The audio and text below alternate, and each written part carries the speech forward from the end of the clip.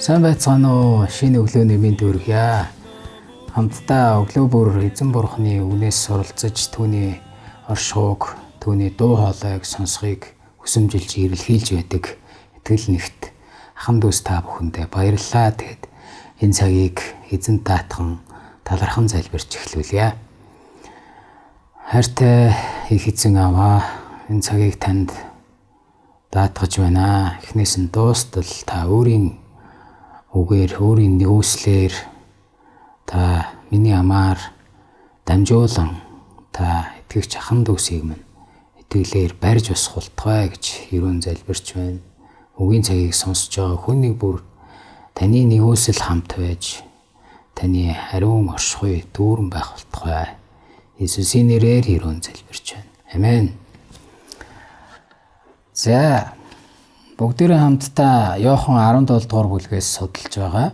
Өчигдөр бид нэр 1-5 дугаар ишлэлээр алдаршуулал гэдэг сэдвээр хуваалцсан. Харин өнөөдөр ариусгал гэдэг сэдвээр та бүхэнд хуваалцах чинь 14-өөс 19 дугаар ишлэлээс хамтдаа суралцъя.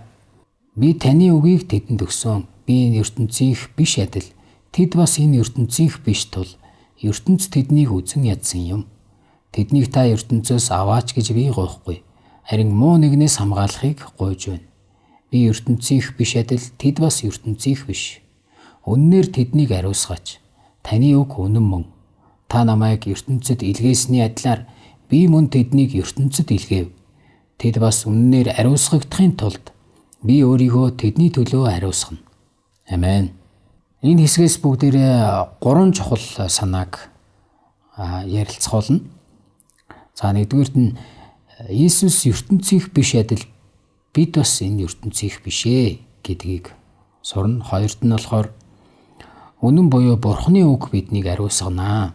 За гуравт нь болохоор Иесус бол бидний ариусгалын үндэс өгөөд түүний үес нь бидний төлөө байсан юм а гэдгийг суралцнаа. За ишлэл 14-ийг харах юм бол Иесус эзэн хэлэхдээ би энэ ертөнцийнх биш адил тэд бас энэ ертөнцийнх биш гэж хэлсэн байгаа. Тийм болохоор ертөнц тэднийг үзэн ядсан гэж хэлсэн. Тэгэхээр ертөнц гэж юу вэ? Ертөнц гэдэг үгээр хам сэдвийнхээ хүрээнд ертөнцийн үзэл суртал, энэ ертөнцийн бурхангүй үзэл, бурханыг үгүйсгдэг байдал, өөрсдийгөө бурханчилдаг ийм үзэл сурталын талаар ярьж байгаа. ертөнцийн үзэл суртал гэж байдаг. Энэ ертөнцийн бүтээгч бурхныг эсэргүүцдэг маш олон өөр үзэл суртал байна. Энэ бүх үзэл суртлууд юуг хэлдэг вэ гэвэл бурхныг үгүйсгдэг. Бид бүхнийг бүтээсэн агуу хүчрэхийг гайхалтай, сайн, тэнгэрлэг, тэр ариун бурхан байгаа гэдэг үзлийг эсэргүүцдэг, замхруулдаг тийм дуу хоолой гэж байдаг. Энэ дуу хоолой юу гэж хэлдэг вэ гэвэл бурхангүйгээр өөрсдийнхөөрөө байх, өөрсөндөө таалагдж амьдрах, юу дуртай эсэн хүслээ хийж амьдрах ийм дуу хоолой байдаг. Хүмүүс яагаад бурхныг хүлээн зөвшөөрөх дургу байдаг вэ гэвэл хизээ нэгэн цагт тэр нэгний өмнө хариуцлага хүлээх дургу байдаг. Энэ нь амин хуваа хичээх, өөрийнхөөрөө амьдрах, ямар ч хариуцлагагүй амьдрал руу хөтэлдэг. Библиэлд бас хорвоотой хойдын хэн боловч бурхны эсрэг дайсагнадаг юм а гэж хэлсэн байдаг. Иесус эзэн энэ дэлхийд хүний биеэр ирээд бурхны зөв шударга байдал, ариун байдал, хайр, нэгүсэл, гэрэл гэж юу болохыг амьдралаараа харуулж өөрсдийнхөө явцуу хүсэл сонирхол, ашиг сонирхлын үүднээс л бурханд итгэдэг, дүр үзүүлдэг тэдгээр хүмүүсийн эсрэг номлож, гэрчилж, өөрийн гайхалтай амьдралаар бурхныг харуулсан. Харин тэр хүмүүс түүнийг үзэн ядсан байдаг. Иесус хэлэхдээ хэрв тэд намайг үзэн ядсан бол та нарыг ч мөн үзэн ядна гэж дагалдагч нартаа хэлсэн. Үнэхээр түүхийг харуул дагалдагч нарыг хавчиж Иесуст итгэдгээсээ болж тэд торны цаана орж цаазлуулж ирсэн баг. Хоёр дахь гол санаа руу гаръя. Үнэн буюу Бурхны үг биднийг ариусганаа гэж бичигдсэн байна. Эндээс бид нэр ариусгал гэдэг үгийг харах хэрэгтэй. За Библиэлд гарч байгаа ариусгал гэдэг энэ үг ямар санаагаар гарч ийн вэ? Ариун байдал, ариусгал гэх энэ үгийг бид нэр Библиэс Библийн гэрэлд харах юм бол Иесусээр дамжин ирдэг бидний байр суурь байгаа. Нэгдүгээрт, хоёрдугаарт нь энэ амьдралд үргэлжлэх үйл явц гэж бас харагддаг. Тэгэхээр Иесусээр дамжин ирдэг бидний байр суурь юу вэ гэвэл Иесусээр дамжин бид ариунд тооцогдсон тухай. Энэ нь Иесусээр дамжин бид нар Бурханд зориулан тусгаарлагдсан гэдэг санаа явдаг. Бурханд зориулан тусгаарлагдах гэдгийг энгийнээр ойлгох юм бол зүрх сэтгэлдээ зөвхөн Бурхан эзнийг хайрлах, бүх зүрхээрээ түүнийг хайрлахад суралцах явдал юм.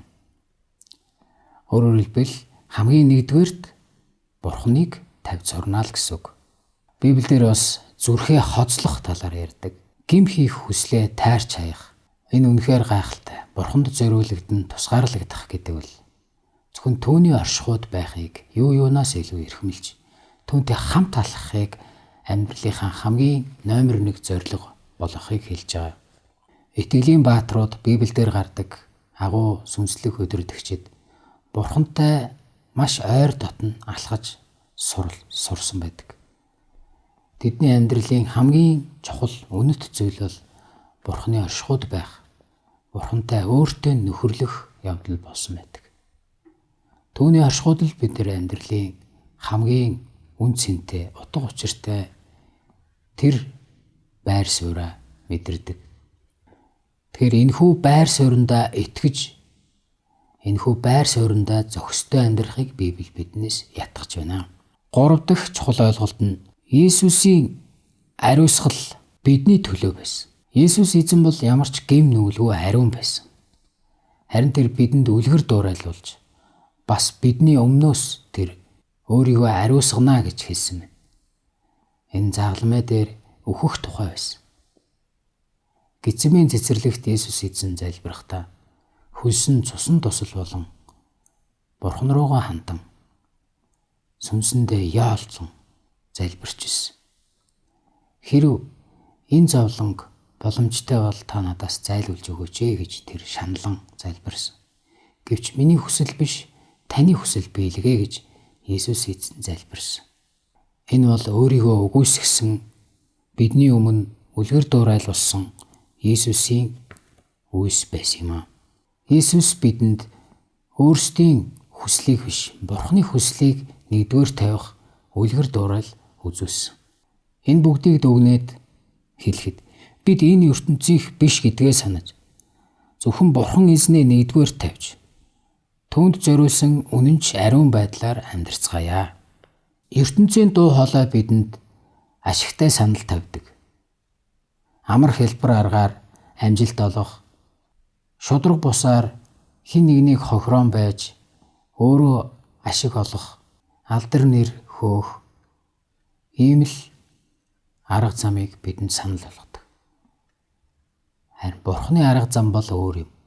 Тийм учраас бид энэ ертөнцийнх биш, харин бидний иргэний харьяалал бол Бурханы мөнхийн улс билээ. Та ертөнцид хайртай юу? Бурханд хайртай юу?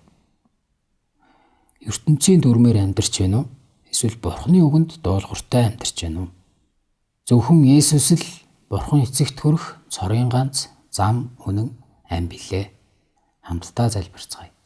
Тийм ээ, Тэнгэрлэг Бурхан Аава, зөвхөн таныг хайрлах, зөвхөн таныг гэсэн тэр таны хүсдэг тэр хариуцлын амьдралаар мөшгөн алхахад туслаарай.